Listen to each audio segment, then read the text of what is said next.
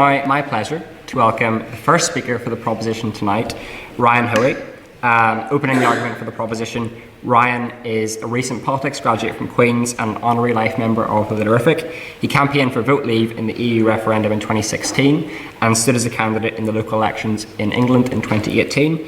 An impassioned voice in student debates at the Literific, he is someone you can always rely on for a piece of private member's business when you need it the most. It is my pleasure to welcome Ryan Hoey to have the floor for the first.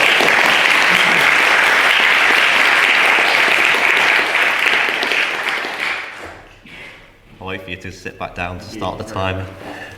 Thank you, Mr. President. It's a pleasure to be speaking in this debate. As an architect of our great debate series, I'm glad to finally be able to contribute to one. Given the current political impasse, it's also great to see this chamber actually being used for debate and discussion. Indeed, if the current vacuum is not filled by the end of this week, I would suggest that the Literific is invited to form the provisional government of Northern Ireland. Before I begin, as is customary for the first speaker at these sorts of things, I'd like to say a few words of thanks to our guest speakers or introduce them. On my side of the debate, we have two former MEPs, Diane Dodds, who served in the executive during the most difficult periods of the COVID pandemic. Jim Allister, I've always admired for his oratory and clarity of thought, and I'm looking forward to hearing what he has to say this evening. And we also have Robbie Butler, who you may not know took part in the Literific's karaoke fundraiser last year and gave us a beautiful rendition of Mr. Blue Sky. Then on the opposition, we have Kate Nicholl, who I think we can all agree, regardless of our politics, was a fantastic Lord Mayor of Belfast. Emma DeSouza, who I debated alongside in Dublin only a month ago, and let's hope that this debate goes a bit better for my side than that one did. And last but certainly by no means least, Matthew O'Toole, who by now must hold the record for the most speeches given by an elected official to the Literific. So turning to the motion, this House believes the protocol has negatively impacted Northern Ireland. I'm sure the opposition will argue, as I've heard Matthew make this point before, the Union's concerns around consent should basically be dismissed because Northern Ireland didn't consent to Brexit. I'm sure they'll also argue, and indeed Emma tweeted as much the other day, that the protocol has protected us from the worst excesses of Brexit. Taking these points in turn, being part of the United Kingdom means some decisions, such as membership of international bodies, will be taken on a UK-wide basis. The EU referendum of 2016 was a national referendum, and the United Kingdom as a whole voted to leave. That decision on a reserved matter had to be respected, but we should of course have tried to implement a settlement that all sections of the community could live with. What we've ended up with the protocol is a protocol that not a single unionist representative can support. And this is a problem because Northern Ireland operates on the principle of parallel consent. To give an analogy for my nationalist-leaning friends, if we ever voted to leave the UK, we would have to find a settlement that addressed some of the losing side's concerns. But that couldn't involve the parts that voted Remain basically remaining. Referendum results, by their very nature, cannot have parallel consent, but the ultimate settlement should strive to achieve the maximum possible acceptance from both communities in Northern Ireland. The DUP are receiving a lot of criticism for their refusal to establish an executive until the protocol is addressed. However, indeed there are some within unionism who disagree with that approach. However, if the same level of checks and controls that now exist down the Irish Sea were applied to the border with the Republic, Sinn Féin would undoubtedly have taken a similar course of action. In January 2020, I wrote a piece arguing that the implementation of the protocol should be as light touch as possible. I said at the time that negotiations on the next stage of the Brexit process were vitally important in determining how the protocol would operate in practice, and urged the then newly established executive to be a powerful voice for protecting East-West trade, pointing out that Northern Ireland trades more with the rest of the UK than with the Republic of Ireland, the European Union and the rest of the world put together. When the EU signed up to the protocol, they de facto, although not officially, became core guarantors of the Belfast Agreement. How they approached its implementation would determine whether we could maintain the delicate balance between north-south and east-west so essential to its success. However, the EU's singular focus on protecting their single market and the calls from some parties for the rigorous implementation of the protocol have prevented such a settlement from being reached. That is not to say that the UK government is blameless. From the 2017 joint report onwards, the government accepted a one-sided interpretation of the Belfast Good Friday Agreement, that it prevented a border on the island of Ireland but allowed one down the Irish Sea. This was always an odd interpretation when the Belfast Agreement explicitly reaffirms an international border on the island unless and until there is a majority to change it. Now, I accept that there will always be a UK-EU treaty relationship to manage our unique circumstances. But we need to get to a situation where the practical and constitutional concerns are addressed and find more flexible and ultimately more durable arrangements that can command support from all sections of the community. This means continuing to protect the integrity of the EU single market, but also fully respecting Northern Ireland's place in the UK customs territory and internal market. Trade should be differentiated by making it the responsibility of the trader to declare the final destination of their goods, with steep penalties for those found to have misled the authorities.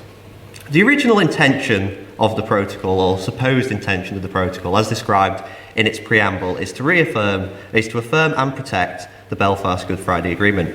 However, it is the protocol itself that is now a major roadblock to the re-establishment of these institutions, which are the cornerstone of that agreement.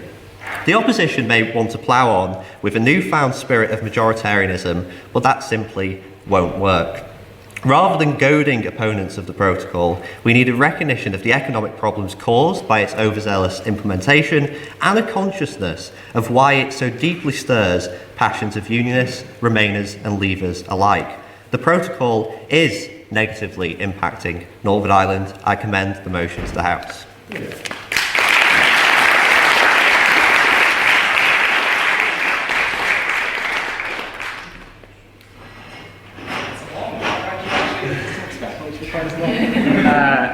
Thank you, Ryan, for your fantastic speech for the proposition tonight.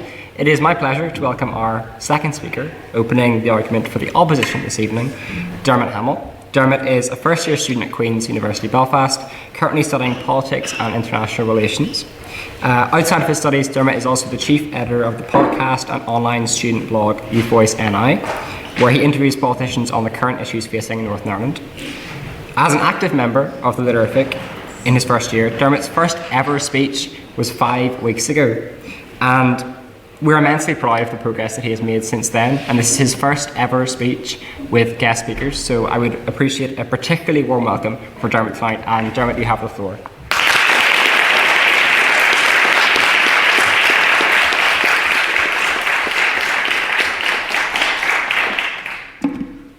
Well, this place is a bit scary, isn't it?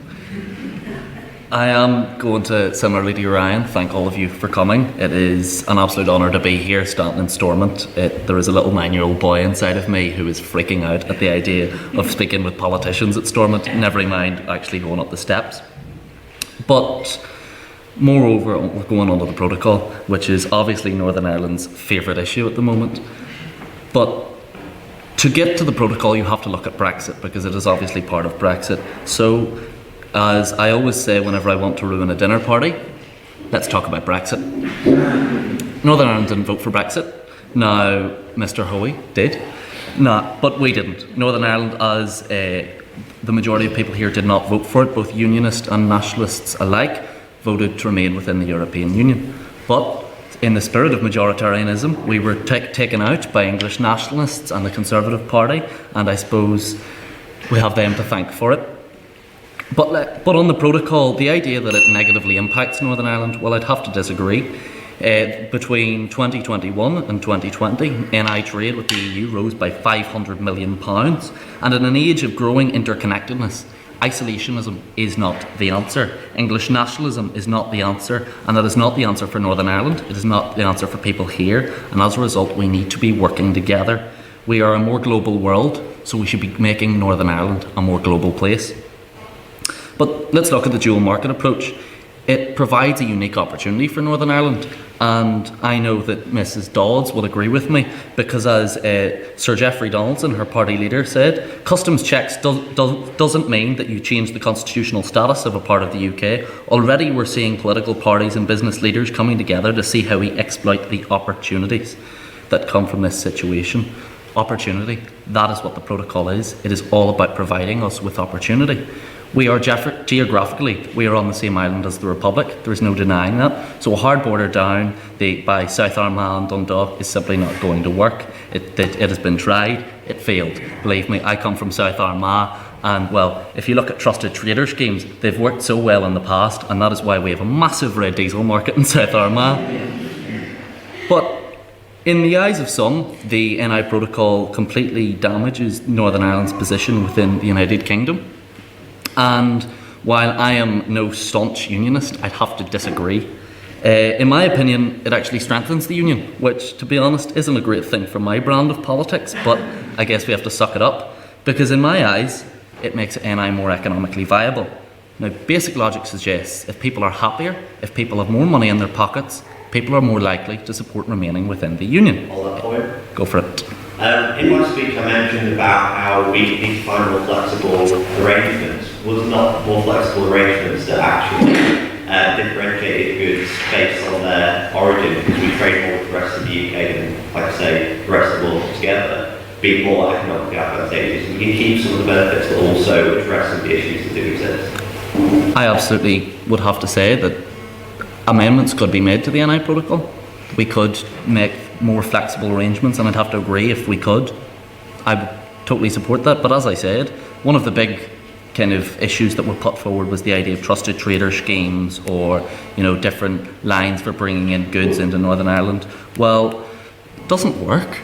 We've seen that it doesn't work. I mean, you can't expect someone that is importing into South Armagh, for example, I'll use that because that's where I'm from, and is importing something from the United Kingdom. Let's say it's batteries or something for their, for the remote controls.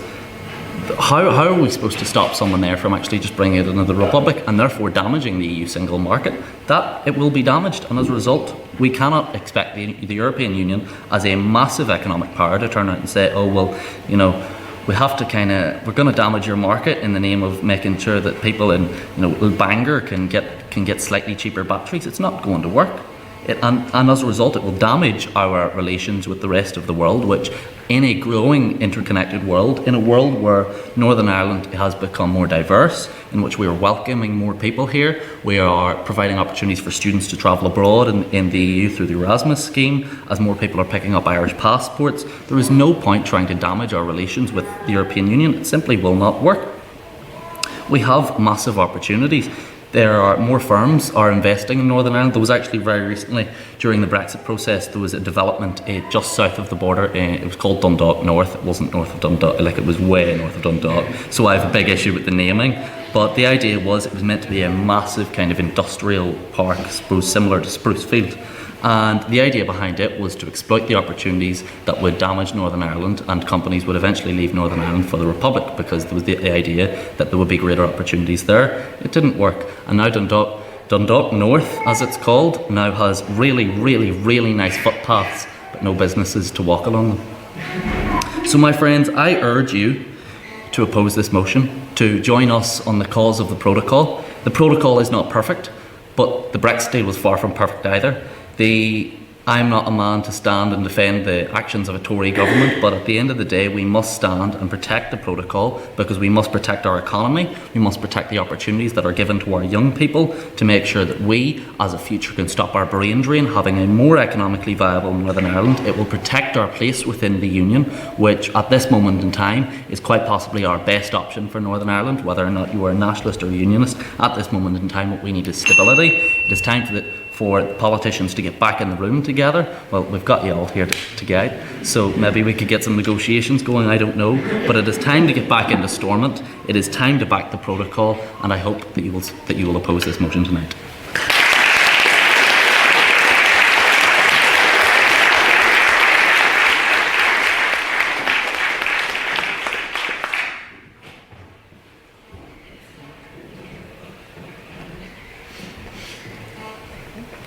Thank you, Dermot, for that fantastic speech.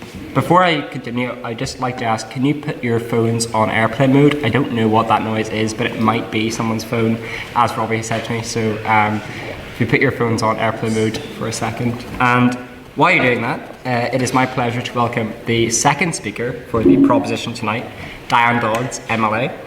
Diane was a member of the European Parliament from 2009 to 2020 and has been a member of the Democratic Unionist Party in Upper Bank since January 2020, serving as Minister for the Economy from January 2020 to June 2021. And prior to her political life, Diane worked as a teacher in Laurel Hill High School in Lisburn, teaching history and English, as well as supporting pupils with special educational needs.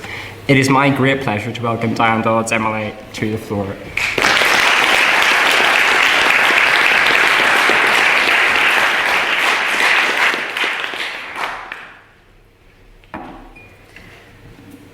Thank you, everyone, and it is a great pleasure to be taking part in this debate today in this particular very historic chamber in this House, and also to speak in favour of the proposition that this House believes that the Protocol has negatively impacted on Northern Ireland. The Northern Ireland Protocol, as conceived by the EU, lobbied for by the Irish government and voted into law by a British government desperate to get Brexit done, has divided opinion here and in Westminster. It has subjugated Article 6 of the Act of Union and has trashed democratic norms in this part of the United Kingdom. Northern Ireland is now subject to a whole range of laws which are made by a foreign political entity.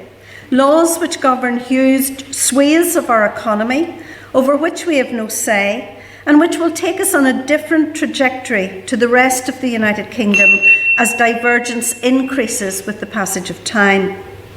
This negation of democracy is having a hugely negative impact on the democratic institutions in Northern Ireland. In this House of democratically elected politicians, it is a statement of fact to say that Unionists oppose the Protocol. Now, I have spent many years of my life, as Matthew said, listening to European politicians who swear that they want to safeguard the Belfast Agreement in all of its parts. Some thought that was very important. Yet the very same people, and indeed many of the political class here, want to ignore that very same agreement, which sets out a position on the principle of consent, as being the consent of the two main communities here in Northern Ireland. Surely, we must agree that this is a hugely negative impact of the Protocol. Northern Ireland works best when we have consent from all for a functioning democracy. It is this lack of consent from unionism and the failure to deal with the Protocol which has led us to the situation where we have been unable to establish a functioning government in this part of the United Kingdom. I believe in devolution. I believe that a stable, prosperous Northern Ireland is good for all of us. I want to see devolution restored. However, as Sir Geoffrey Donaldson said recently, the Protocol rubble needs removed if the devolved government foundations are to be stabilised.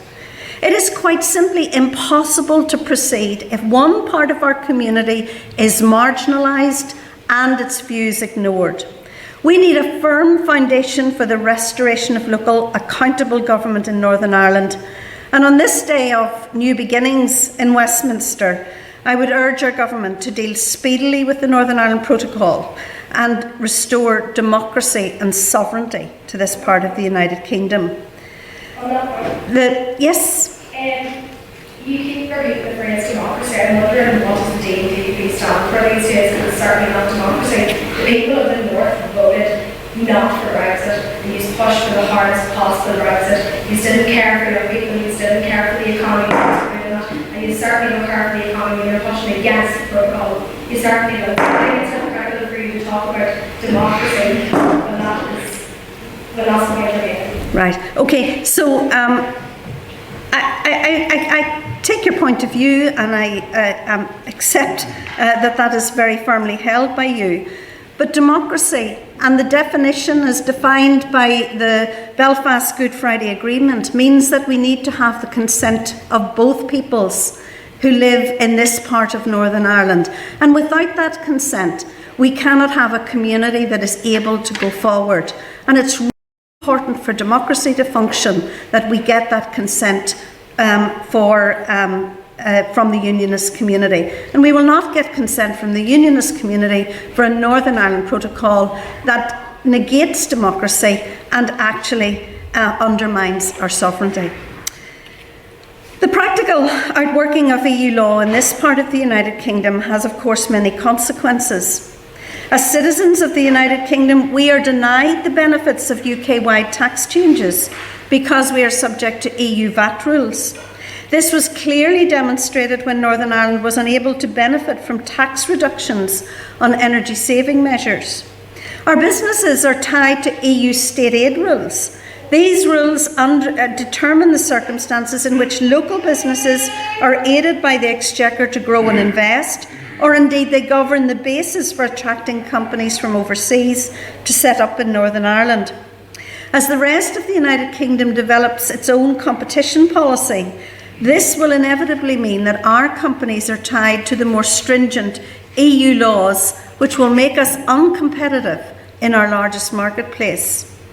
The protocol has negatively impacted the cost of doing business in Northern Ireland. Our logistics companies report that the protocol is driving up the cost of doing business by 30%, a cost that will ultimately be passed to the consumer. Indeed, in evidence to a House of Lords committee in Belfast, the commercial director of one of the largest logistics companies, McBurney Transport, said that the protocol was reducing consumer choice and ramping up cost. He went on to say that if the protocol were fully implemented, then trade between Northern Ireland and GB would grind to a halt within 48 hours. Of course, on many of these issues, the United Kingdom government has extended grace periods. The EU response to that has been to take us to the European Court of Justice. The Northern Ireland, and they say, in a conversation with them, they say that this is because it will act as a deterrent should they ever dare to pass the Northern Ireland Protocol Bill. On medicines, and I will wind, on medicines, and it's very important we understand that a recent answer from the Health Minister tells us that medicines moving from GB to Northern Ireland are handled as though they were entering the EU, because we have to follow the EU acquis. And again, the government has said that our compliance with the Falsified Medicines Directives risks divergence with the medicines market between Great Britain and Northern Ireland and will lead to increased costs for Northern Ireland's health service. At a time of looming crisis in terms of the cost of living, it's hard to actually say that there is a positive in some of this situation. The protocol has caused a crisis for our institutions. It has caused a crisis for the Belfast Agreement. It has undermined our ability to achieve stable, functioning government. We have to face the fact that it also is difficult to fix the NHS when the Health Minister says that our medicine supply is at risk. It's difficult to build new schools and hospitals when the protocol adds 25% tariff on steel. And it's difficult to help with the cost of living when the protocol adds 30% to transport costs for households and blocks tax breaks for our communities. The protocol has had a negative impact on Northern Ireland. It's time for it to go. I urge you to support the motion.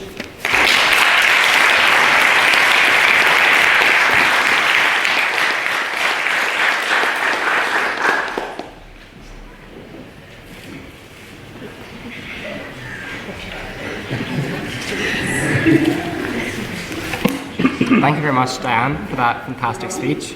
It is now my turn to welcome the second speaker for the opposition, Kate Nicholl, MLA. Kate was a Belfast City Councillor from 2016 to 2022 before serving as Lord Mayor of Belfast from June 2021 to May 2022. And Kate was recently elected as the first-time MLA for the Alliance Party in South Belfast in this May's recent Assembly election. It is my pleasure to welcome Kate Nicholl, MLA, to the floor.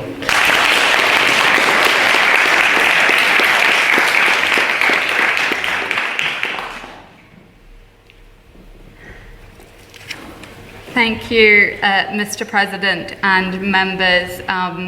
As the President mentioned, I am a recently elected MLA. This is my second time I've had the opportunity to speak in one of these debating chambers, and with a potential election looming, I thought it would be appropriate to bring my husband and baby along because they may not see me perform ever again.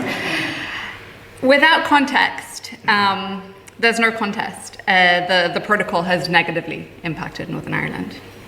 But without context, nothing has any meaning. Without context, the appointment of a new Prime Minister may seem like a momentous occasion.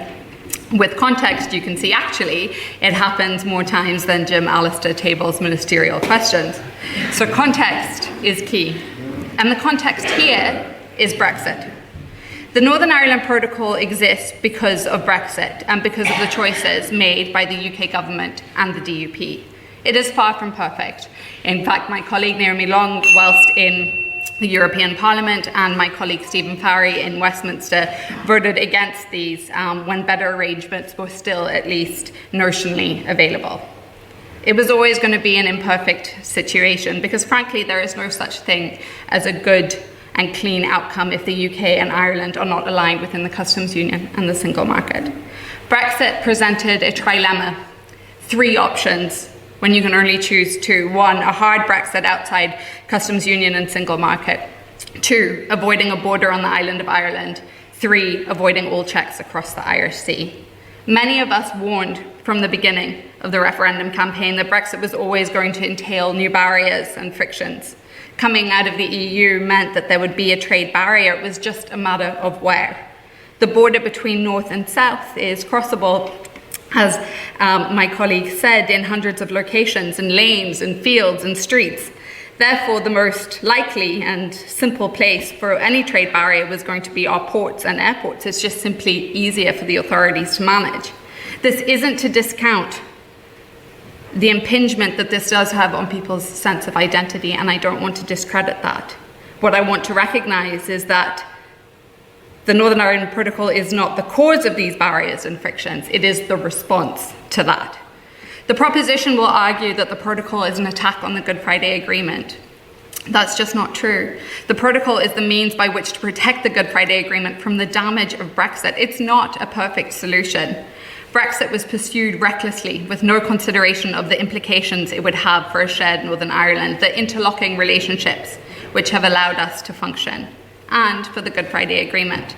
The protocol seeks to manage and reduce the impact on the interfaces, and while it can't eliminate all friction, it offers a soft landing for the Good Friday Agreement and to protect it as far as possible. By contrast, removing or scrapping the protocol threatens greater challenges to the Good Friday Agreement. The proposition will try to rewrite the understanding of the protocol and its relationship with the Good Friday Agreement. They see the protocol as a threat to it. Yet the mainstream view is that the protocol protects the Good Friday Agreement. Article 2 of the protocol also deals with other aspects, such as protecting the rights of people of Northern Ireland under the Good Friday Agreement. One argument that is frequently made is that the protocol does not have consent. It's important to be clear that consent under the Good Friday Agreement is only strictly speaking in relation to constitutional change. There is an irony that those questioning the consent for the protocol didn't seem to mind the lack of any specific consent for Brexit itself. Again, back to my point, the Brexit vote was the great disruptor of the Good Friday Agreement settlement. Brexit was the original sin. The advocates of a more expansive interpretation of the principle of consent did not adopt that approach to the original Brexit decision. The protocol can be seen as necessary response to address the fallout from a Brexit that didn't consider the implications for Northern Ireland. Some will argue it's bad for business. However, they ignore the relative opportunities for Northern Ireland from the protocol in terms of dual market access. These should be maximised. Yes, there are challenges, but our energy should be committed to finding as many mitigations and flexibilities as possible. Some of these can be found inside the protocol. Beyond that, the protocol allows for supplemental agreements to be made to it. In addition, the UK-EU Trade and Cooperation Agreement allows for new agreements to be made, such as a veterinary agreement. A hard Brexit necessitates the Northern Ireland Protocol or some similar set of protections. Yes, the challenges it brings needs to be minimised. but the relative opportunities need to be maximised. It is important Northern Ireland retains access to the EU single market for goods. The only way forward lies through negotiations. Trust is the key ingredient in both making progress and functionality of many outcomes. By contrast, the Protocol Bill is a dead end. Unilateral action and breaking international law are entirely counterproductive. Indeed, the bill threatens Northern Ireland's access to the single market. There is a clear landing zone around many challenges. However, we can't be under any illusion around the scale of the gaps needing to be bridged and the timescales that may be involved to reach the solutions. As I said at the beginning, context is key. The protocol is the product of Brexit, and in particular, the choices made by the government and many unionist politicians who pushed for a hard Brexit. In the absence of any plausible alternative, it is the means to address the challenges posed by Brexit to a shared and interdependent Northern Ireland. Those who oppose the protocol continue to engage in fantasy politics, calling for what is complete removal, but not providing any workable solutions for what would replace it. The Northern Ireland Protocol has not been damaging to Northern Ireland. No, that blame lies with the protocol's biggest objectors, those who sought and delivered Brexit. I urge you to oppose the motion.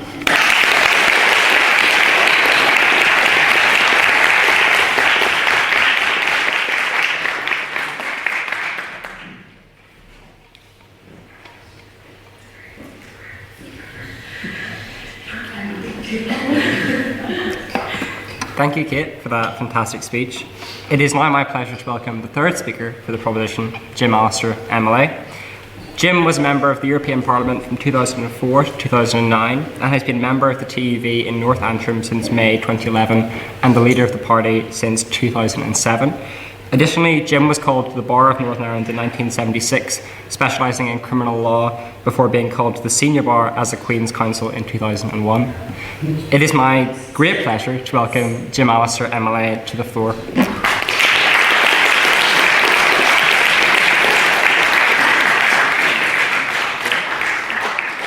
Thank you very much, Mr. President. I would suggest to you that whether you're pro-protocol or anti-protocol, it's impossible to disagree with this motion, that the protocol has adversely impacted Northern Ireland. Look around you. Economic blockades in terms of our free trade biggest partner. Stormont upended. And the unionist community alienated. How could you say other than there has been adverse impact? Diane has told us of the economic impacts, and they are dire, because GB is our biggest market. I want to focus to you, and yes, mine is an unapologetically unionist approach to this issue. I want to focus on the huge political and constitutional impacts of the protocol.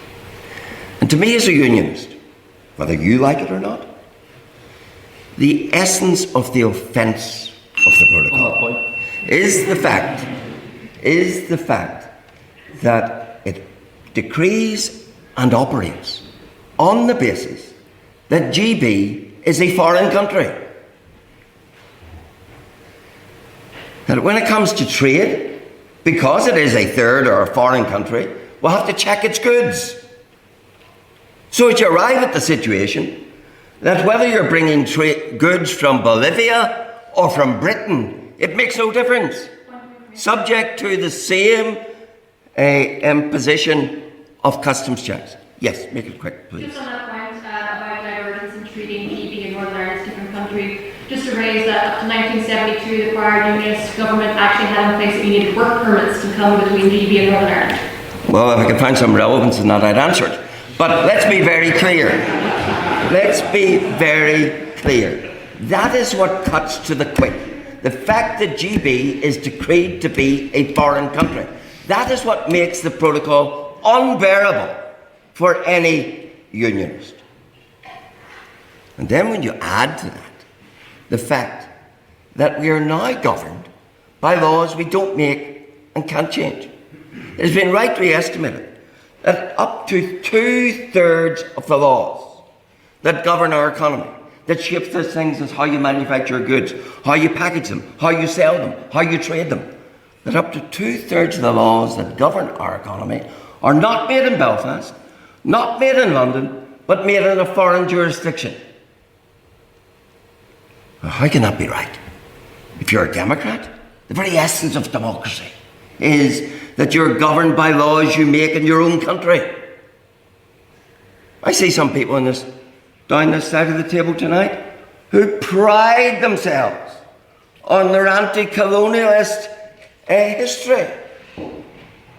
I have to tell you, under this protocol, GB is now an EU colony. We are treated subject to laws we don't make, made by a foreign power. The new colonialists are sitting on my left. Those who think it's right, those who think it's critically important to govern a place by laws handed down from a foreign jurisdiction. Colonialists of 2022. They might laugh, but they laugh out of embarrassment, because it is the truth. Some of them call themselves, they even have democratic in their title, Social Democratic and Labour Party. And yet, they are those who say, we might want to be members of this assembly, but we want to tip our cap, we want to make ourselves beholden to a foreign power, so as we don't make our laws, we gratefully accept the crumbs that Brussels give us. We don't need to have law-making powers. We're quite happy, like the colonialists that we are, to accept the hand-downs from Brussels.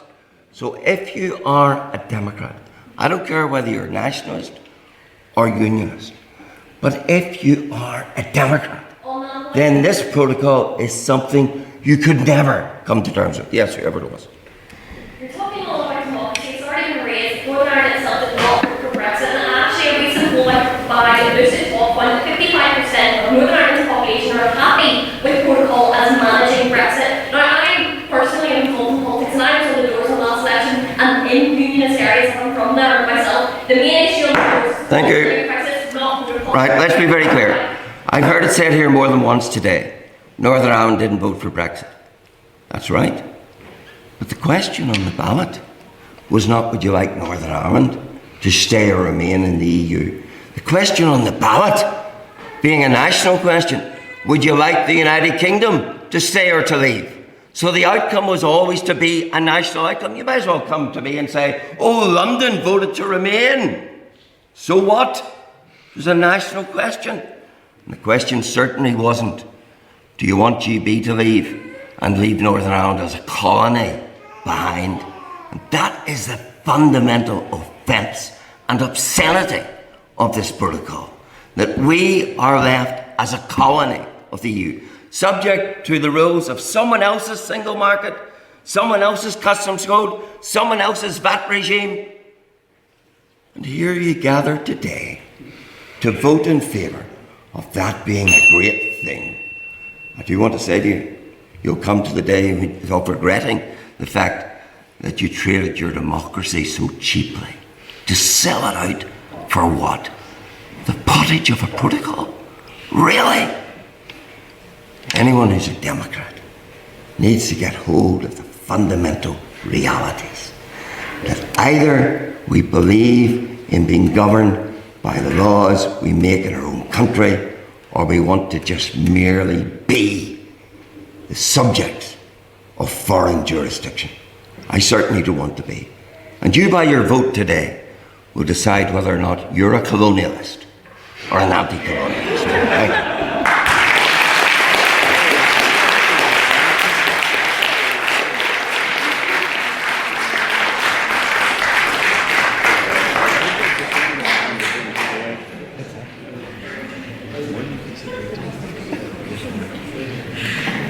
Thank you, Jim, for that magnificent oration to the House. It is now my pleasure to welcome the third speaker for the opposition, Emma DeSouza.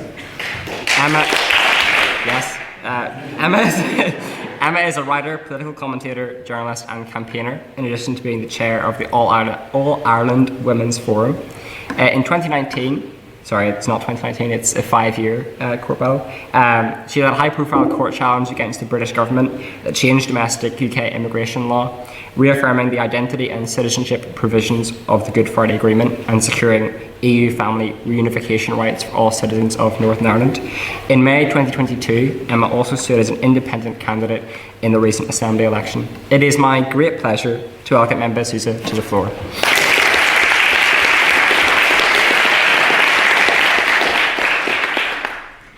Thank you very much, Matthew, and to everyone for being here. I don't really know how I'm supposed to follow that, Jim. You put on quite a show, so a challenge for me to go next. Listen, I am here to encourage you all to oppose this motion. And I'm going to lay out my arguments in 3 parts. 1, how the protocol was created, a bit of context, as Kate put earlier.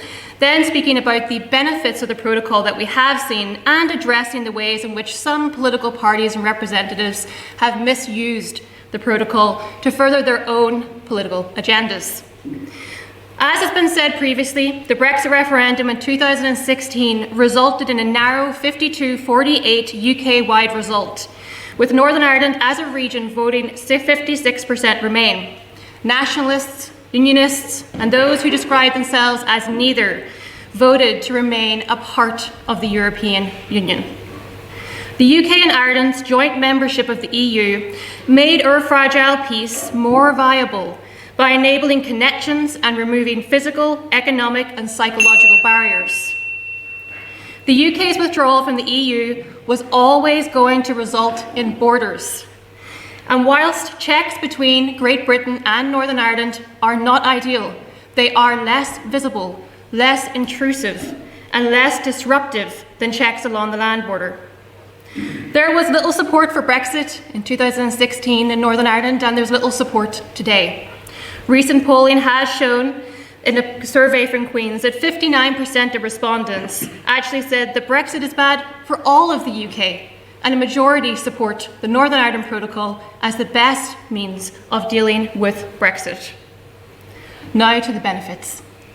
Against the backdrop of political instability and rising tensions over the Northern Ireland Protocol, local businesses have cautiously and quietly been taking advantage of our unique position. I, for one, think it is wonderful that County Down-based sandwich company Deli Lights now has pretty significant contracts with supermarket giants instead of British-based sandwich firms. Local dairy cooperative Dale Farm secured a major supply partnership with leading European dairy business Arla Foods, thanks to our dual market access. Northern Ireland exports are up by 1.5 billion in just 2 years. A recent report by the National Institute of Economic and Social Research said Northern Ireland's economic output outperformed the UK average due to the outcome of the Northern Ireland Protocol. Not to mention that when the rest of the UK couldn't get McDonald's milkshakes or Nando's, we were grand. And it isn't just businesses that are seeking to take advantage of the protocol. The YUK document from the UK's Department of International Trade describes Northern Ireland as the only place in the world where businesses can operate free from customs declarations, rules of origin certificates, and non-tariff barriers on the sale of goods to both the UK and the EU. All of our political leaders and representatives should be trying to maximise the advantages and opportunities that the protocol can present to businesses and communities alike, instead of coming out in force to support British sausage suppliers over the many local high-quality producers in Northern Ireland. On that point, go for it. If consumers in Northern Ireland choose to buy local goods or choose to buy goods from the Republic, that's fine. But it's the fact that there are artificial barriers put in place from goods coming from Great Britain to Northern Ireland, so it's reducing consumer choice. The fact that people have swapped, it's not a positive because they've been forced to swap by artificial barriers down the Irish Sea. Well, I, for one, would always encourage local producers and having a positive impact on our own local economy over outsourcing the benefits to Britain. But on that point, I do think there can be mitigations that can support consumer choice, and I support that. But the cause here is not the protocol. The cause here is Brexit. Brexit is destabilising. One need only look at the chaos in Westminster as a fifth Prime Minister takes office since the 2016 vote to see that. The Conservatives are still chasing the sunlit uplands of Brexit, and so are the Brexiteers here in Northern Ireland who refuse to embrace the competitive advantage of the protocol. The DUP were the only major political party in Northern Ireland to campaign for Brexit. Sorry, Jim. And they were the only major political party to protest against the Good Friday Agreement. And currently, they are the only party blocking the formation of a Northern Ireland Assembly. To me, that is not democracy. The Good Friday Agreement is predicated on the principles of equality, parity of esteem, and mutual respect. It is, by and large, a compromise. No one party satisfied all of their demands. Rather, they find a way forward in the spirit of generosity and compromise. Unilateral action and absolutionist approaches strike at the very heart of our peace process. Northern Ireland remains a post-conflict society still grappling with intergenerational trauma. Several areas continue to languish, steeped in deprivation, with as many as 1 in 4 children living in relative poverty. That will only get worse this winter. The Northern Ireland Protocol could transform the economy, if only the politicians would let it. It is not the cause of conflict, but the solution. Can it be improved on? Yes, absolutely. But it remains the best means of safeguarding our peace, protecting our businesses, and recognising the unique circumstances of Northern Ireland. Because let's not forget that many of us are European citizens too. And just on a final point around consent, because it's been mentioned here plenty, and as Kate has already said, consent under the Good Friday Agreement is clear, as well as under the Northern Ireland Act 1998. It applies in specific and limited circumstances. It applies to a border poll and cross-community voting, again, in specific and limited circumstances. And of course, Ryan, I'm sorry to say this, but when you speak of unionist consent and you ignore a comparable consent from other communities for Brexit, well, it seems that the only consent you're interested in is your own. Thank you.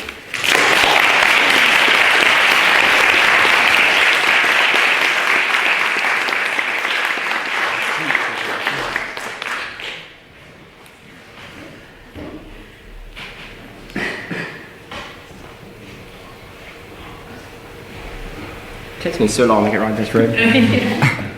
Thank you very much, Emma, for that fantastic speech. It is now time to turn to the closing. Do you know how you're going to get out? You can just go around that way. Okay. The fourth speaker and closing for the proposition tonight is Robbie Butler, MLA. Prior to being elected into politics, Robbie worked as a butcher, a prison officer, and a firefighter before being elected to Lisburn's and Castlereagh City Council with the Ulster Unionist Party from 2014-2016. With a swift rise in politics, Robbie was elected as an MLA for the UUP in Lagan Valley in 2016 and was appointed Chief Whip for the party from 2020 to 2022, in addition to becoming Deputy Leader of the party in May 2021. It is my great pleasure to welcome Robbie Butler MLA to the floor.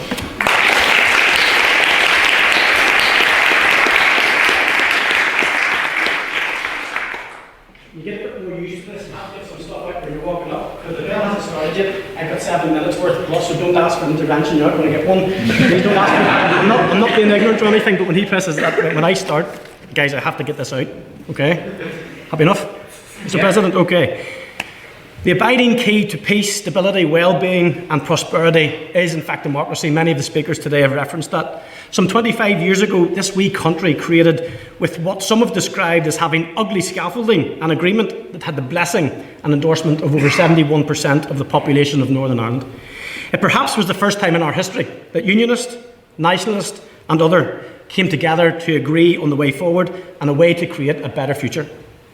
As someone who was born directly at the halfway mark of Northern Ireland's centenary in 1972, and one who has witnessed both first-hand and through osmosis the wickedness, the trauma caused by the Troubles, I still support and champion an agreement that was remarkable in what it achieved and what it delivered.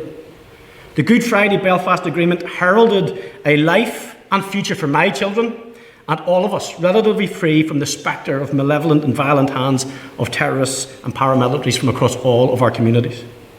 The delivery of this agreement was costly to many, especially those who served, and I was one of those, a former prison officer and one who had many friends who served selflessly in our security forces.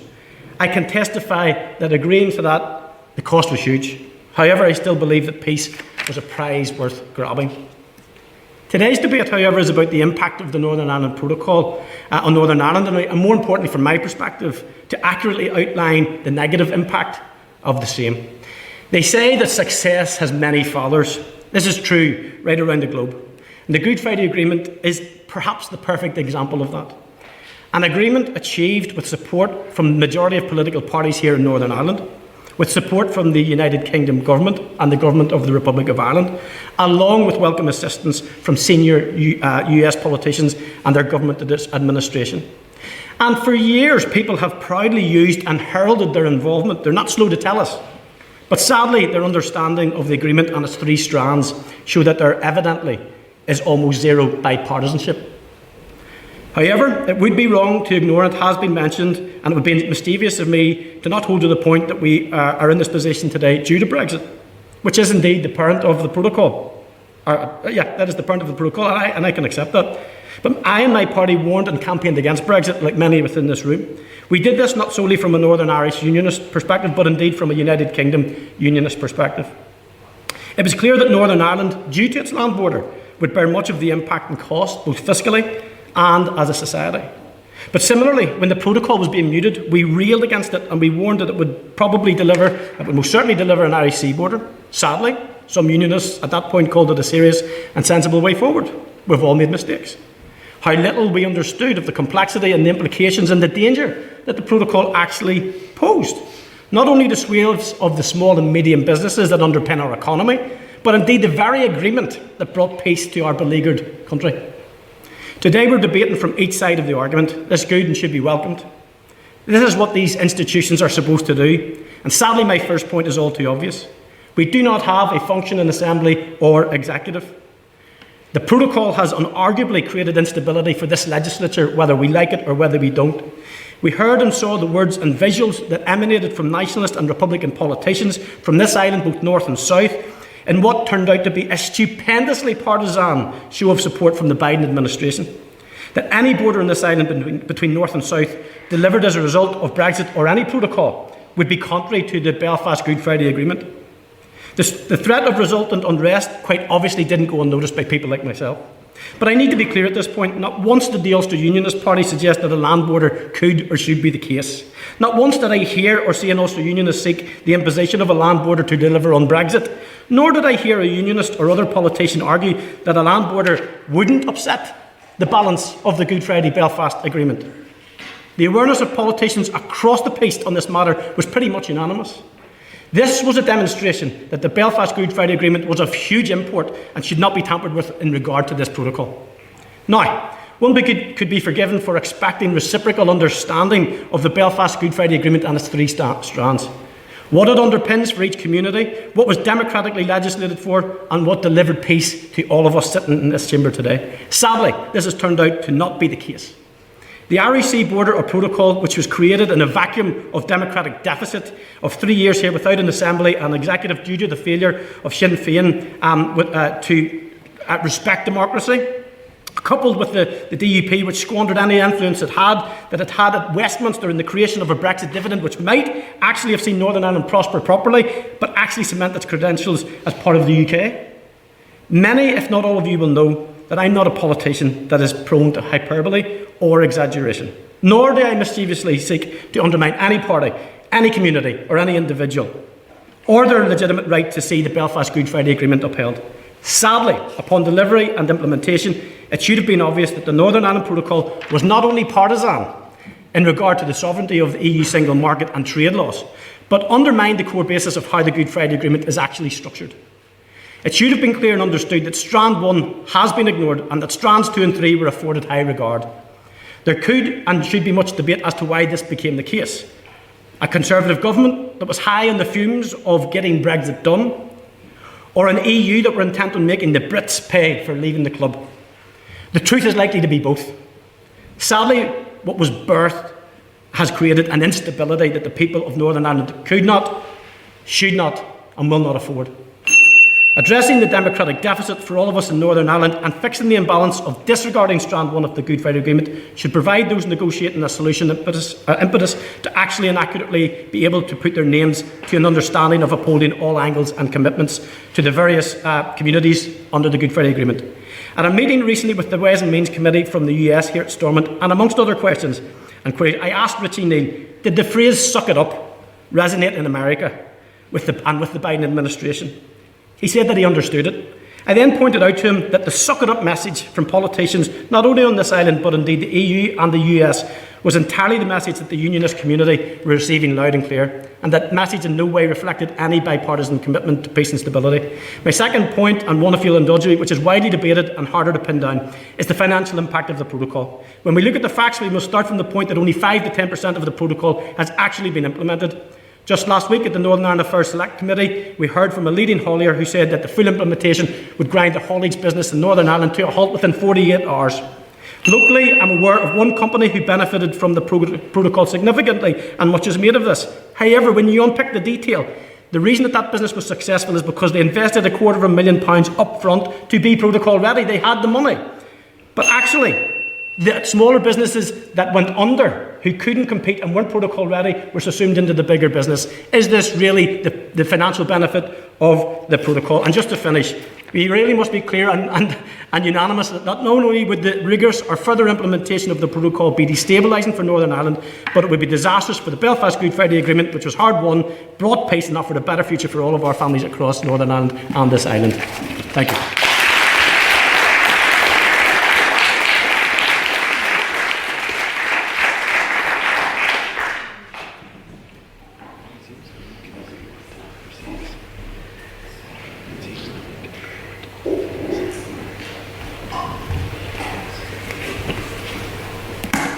Thank you, Robbie, for that fantastic speech. It is now my pleasure to welcome the final speaker for tonight's debate, Matthew O'Toole, MLA. Matthew was previously a civil servant in Her Majesty's Treasury and 10 Downing Street, including working during the 2016 Brexit referendum and its aftermath. Upon leaving the civil service, Matthew worked as a journalist, writing widely on Brexit, its impact on Northern Ireland and Irish-British relations, before becoming an MLA for the Social Democratic and Labour Party in South Belfast in January 2020. In July 2022, Matthew was appointed Leader of the Opposition in Stormont on behalf of the SDLP by his party leader, Colm Eastwood. I have an immense pleasure to welcome the final speaker for tonight's debate, Matthew O'Toole, MLA.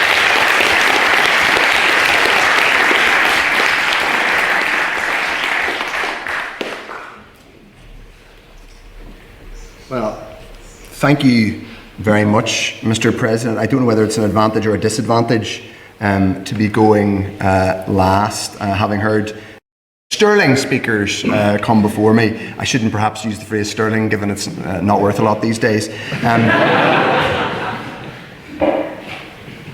I obviously rise to conclude and oppose the proposition that this House believes the protocol has negatively affected Northern Ireland, not because I believe the protocol is by itself a perfect object, but because the protocol is a consequence of Brexit. It is, to use a phrase that was bandied about in Northern Ireland politics during the early days of the peace process, inextricably linked to Brexit. It is one in the same as Brexit. A large part of the unionist opposition to the protocol is predicated on the idea that Northern Ireland must not be treated any differently from the rest of the United Kingdom.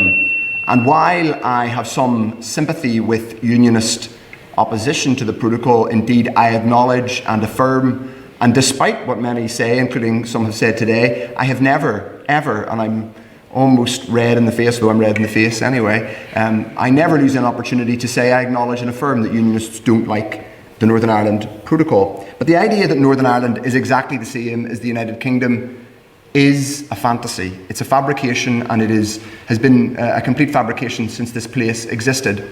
You don't have to go, and you don't even have to think about our institutions now. Look around you. Look at the chamber that we are in now. And as others have said, it's richly ironic that we're here today, and I'm glad that Literific is here having this debate, given that we've had so little debate in the Northern Ireland Assembly. But this was the original Senate chamber of the old Northern Ireland Parliament. When Ireland was partitioned 101 years ago, the Northern Ireland Parliament, with two chambers, a House of Commons down that way and a Senate chamber here, was created. There's a throne behind me, a throne. If you look at that portrait up there, that isn't actually in this building, but it was the then King George V and Queen Mary opening the Northern Ireland Parliament. I'm sure something that is treasured and understandably by many Unionists. No other part of the United Kingdom had a devolved parliament in 1921 or 1922. They weren't given the right to make their own laws in 1921 or 22. They didn't have a convention as Northern Ireland did for the first half century of its existence, something that obviously most nationalists and non-unionists weren't particularly bought into, but they didn't have a convention at that time which suggested that no British MP could mention governance in Northern Ireland. But Northern Ireland did. Northern Ireland did.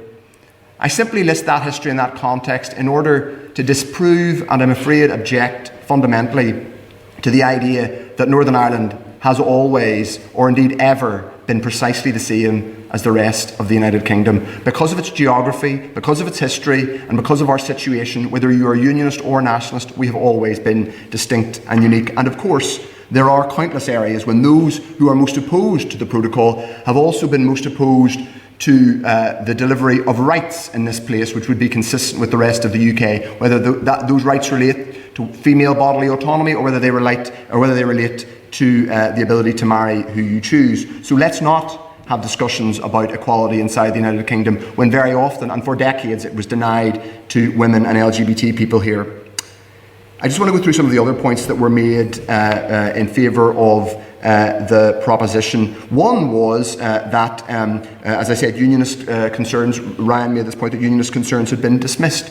No, they haven't. At no point have unionist concerns been dismissed. I've never dismissed them, no one has ever dismissed them. But dismissing a concern, there's a difference between acknowledging a concern and having the ability to do exactly what unionist politicians want. That's not in my power. The EU single market exists and it's going to continue to exist. Diane talked about the question of parallel consent, of dual consent. As has been said well by speakers on my side, parallel consent is something of a red herring when it comes to international treaties. Ryan made great play of the fact that it is a reserved power for the UK, i.e. the sovereign government in Northern Ireland, though I would wish it otherwise in the future, that the UK government is able to make and conclude treaties. Yes, it is. That includes the protocol.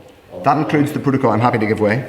Yeah, but I also made the point that we should, in striving to achieve any solution, should try, and should have tried, and the motion is looking backwards rather than forwards, should have tried to ensure the maximum possible consent for all sections of the community, and clearly there is a lack of consent from the unionist community in Northern Ireland. I'm glad you said that, Ryan, because you're right. We should have tried to achieve maximum consent from all portions of the population. The way to do that is, first of all, to have an assembly in which people can give voice, and an executive in which they can give voice to views. Secondly, to agree a close relationship between the UK and the EU, because I'm afraid there is no hard Brexit that achieves cross-community consent. Kate Nicholl talked about the trilemma. That's exactly right. If you're going to diverge from EU rules and the customs union, I'm afraid it's impossible to not have a threshold of regulation somewhere. And let's not, by the way, fall for this myth, this lie that there is no new barriers to trade on the island of Ireland. There are loads. They're just largely invisible.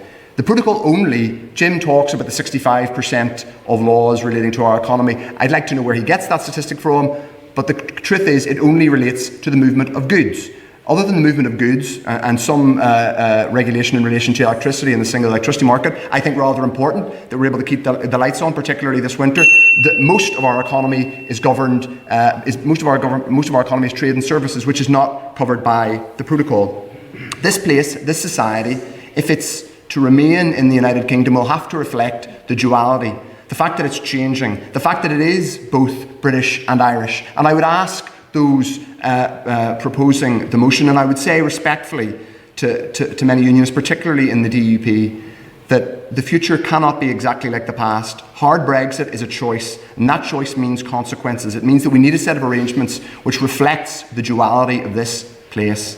You may not like that, but I'm afraid that's the way it is after hard Brexit happened. And if we cannot sustain and agree and deliver a set of arrangements under the protocol, yes, by all means, smooth it so that goods can be smooth in terms of how they arrive in Northern Ireland. But if that set of arrangements cannot be made to work, then people, including in this room, will be forced to ask a more fundamental question, not just about a dual future for Northern Ireland, but about a European future for this whole island. I oppose the motion. Thank you very much.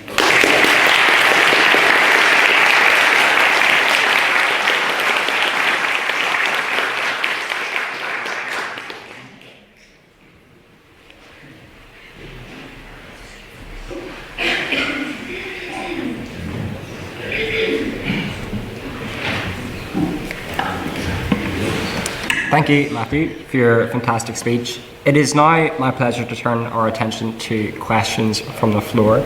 So if you have a question for the opposition, or proposition, sorry, which is this side of the room, can you raise your hand now, please, if you have one for the proposition? Yes, please state your name as well. Ms. Dodds, I think the great use was divergence in economic policy, which you can kind of negatively impact the North. Surely given the past 3 or 4 weeks of the most crazy U-turn of economic policy that has pushed the economy to the forward, surely some kind of divergence in which there's a bit of stability here in the North will benefit us? So thank you for your question, and again, very much appreciated. The divergence that really we're talking about is divergence in policy. For example, divergence on state aid policy and competition policy. Divergence on standards, environmental standards, etc. The UK government has said there'll be no lowering of standards, they want to go higher in standards. But there are some issues around, and I could quote very arcane examples around meat for animals, where the EU have actually lowered their standards somewhat over the last while. So there will be divergence. There will be divergence. And if we consider that GB is Northern Ireland's biggest market, the biggest market that we buy things from, and the biggest market that we sell things to, then divergence from that market will be an issue as we go forward.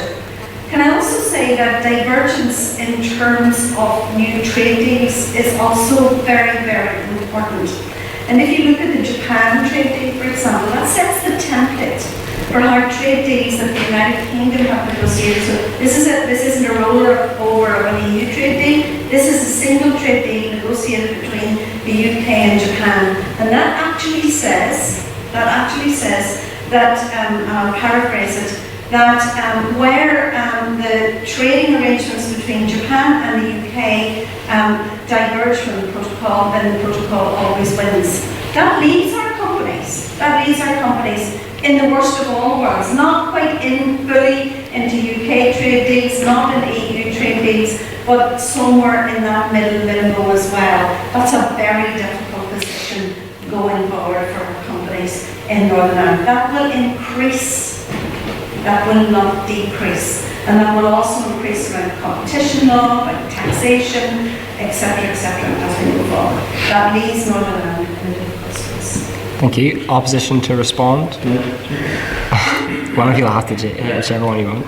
I'm really glad we talked about standards there, because as was shown last year, the representatives from the US and from India have said that the UK standards and the EU standards are too high at the moment and are a barrier to trade. So whenever it comes to the UK government, which refuse to enshrine food standards in law, whenever it comes to them leading new trade deals with the US and with India and with other countries, I like to protect myself with the EU standards, because I don't know about you, Tom, but whenever I go to Chippy for a chicken burger, I'm glad it's not covered in chlorine. So I think I'm fairly happy with that divergence. And as you said, the latest economic turmoil, well, I would rather put my trust in the EU than put my trust in Truss, or, well, I suppose it's now Rishi Sunak, who, can we really trust a man richer than the King to really hone in on Northern Ireland's working people? I think I'll stick with the divergence.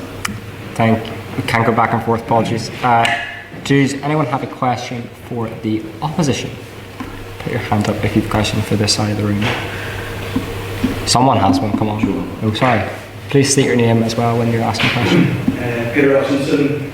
I feel like the main issue has to be addressed by the opposition. Can you not see the hypocrisy in saying that it's impossible for there to be an establishment of a trade barrier between Northern Ireland and the Republic of Ireland without consent from the people of Northern Ireland, yet it is possible for there to be a trade barrier between us and the rest of the United Kingdom?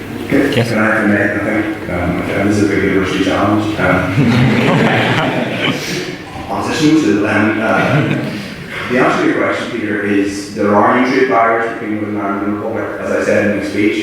So, and you probably know I've in your pocket, if someone buzzing there night, there's not even you don't have no legal guarantee that you won't have roaming charge on your provider is, but if you did anywhere at the border, not just entry on the border, if anyone lives in Uri, Strabane or Derry, they will spend their lives roaming. No, there's no legal, previously on the digital cinema market, there was a legal protection from roaming charges. You wouldn't be charged if you went over if you did roam. There's not even legal protection because that's not covered by the protocol. Financial services, you have noticed investing from the south. AIB is basically choosing investing from the north. Our All Ireland financial services market is withering, and that's in part because the protocol does not cover financial services. It's harder to trade, to sell financial product from one than the EU single market outside. So you are right to say there are new barriers to trade between Northern Ireland and GB, but that's largely in goods. There's 70%, 80% in fact, of the modern UK and Irish economies is trade in services.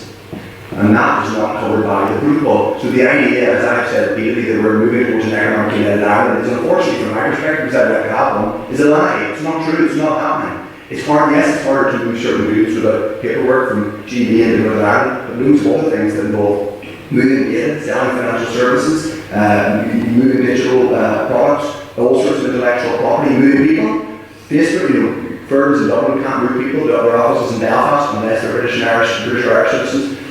Our economies are in many ways, frustratingly from my perspective, moving apart. So I do wish those who object to the protocol would acknowledge its limitations. I understand if you like barriers between Britain and Northern Ireland, but please don't propagate the idea that there are new barriers between North and South, because unfortunately there are many. Proposition to respond. I have to say, Matthew did not address the question.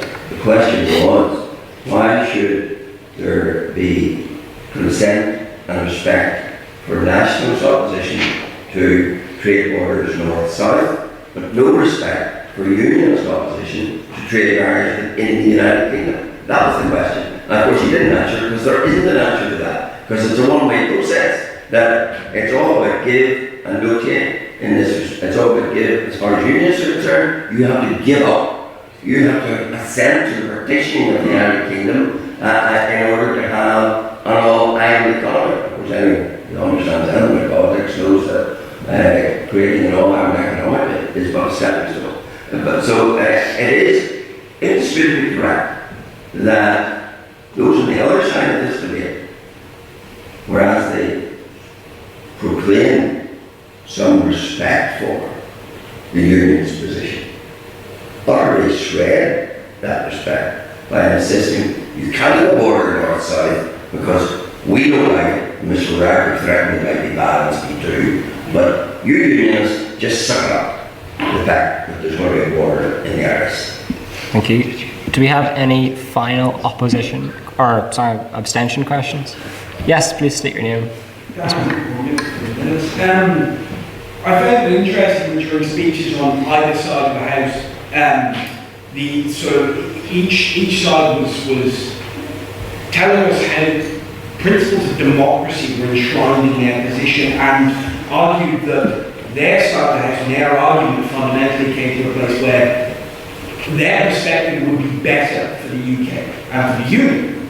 And I wonder if you could articulate, either side could articulate, where they believe fundamental either misunderstanding or misrepresentation of those principles and those ideas are.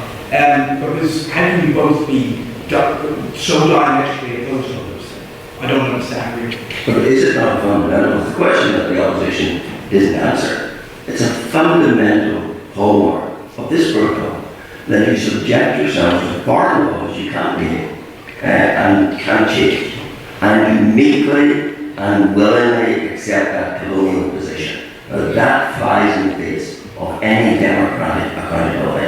And that is the fundamental hallmark of this protocol. That when this protocol is operated, the people of Northern Ireland have to be ruled by foreign jurisdiction. Now, how did that ever be compatible with democratic countries? Opposition to respond. Final point. I'll come in.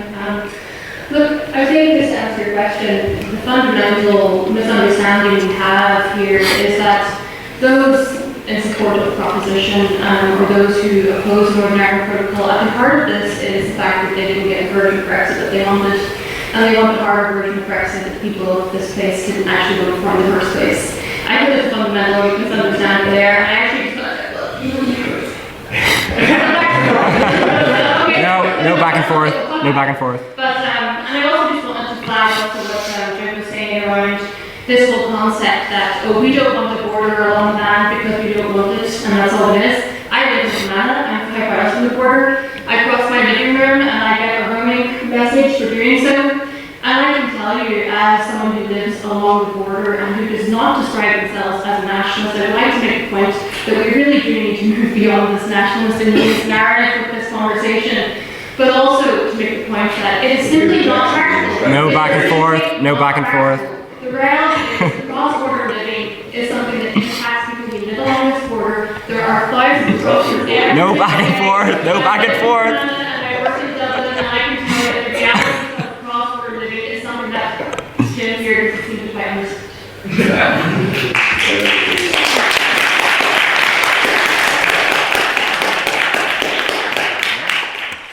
Thank you for that. It is now my pleasure to turn our attention to the vote on speakerability. Now, it is very important that all members in the House know this is not a motion or a vote on what your opinion is. It is a vote on who you think has spoken the best. In many debates, I have seen the vote be almost identical to what the vote on prior opinion was, and I would ask members to genuinely vote for speakerability on this occasion, please. So, if you believe the propositions have spoken best at tonight's debate, please raise your hand now.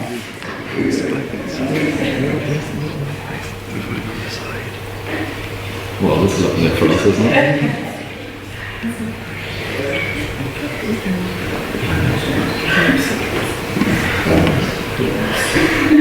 29?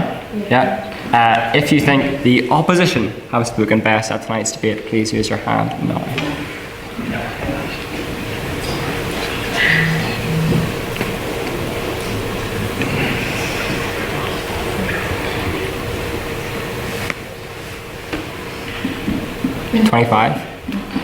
If you wish to abstain on the motion this evening, please raise your hand now. I'm surprised that the Alliance MLAs are not responding to that.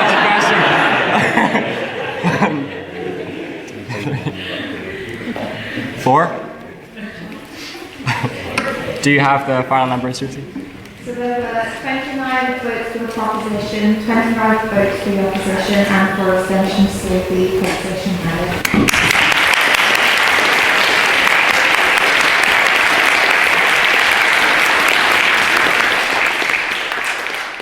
Thank you very much. That concludes today's debate. I would ask, one final thing is, our next debate at Queen's on this Thursday is this House would abolish mandatory coalition, which is quite topical for this week as well. So if you wish to attend that debate, it is 7 p.m. in the Senate chamber at Queen's this Thursday. And I would also ask the speakers to stay behind and get a photo at the end. We'll also get a photo of all of you with the speakers, hopefully if you can stay around for 2 minutes at the steps of Stormont as well, where we got a photo earlier. So finally is a massive thank you to all our speakers this evening and for all of you for coming. Thank you very much and see you later.